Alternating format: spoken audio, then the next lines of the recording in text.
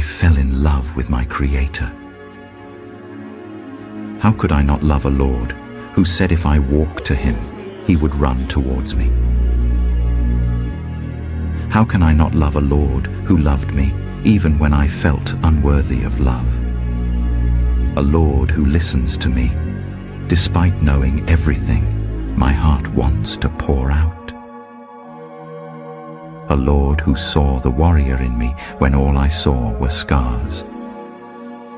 How could I not love a Lord who loves me even in my darkest hours? A Lord who forgives me even in my deepest failure. A Lord who fixed my heart, which was broken into 1,000 pieces.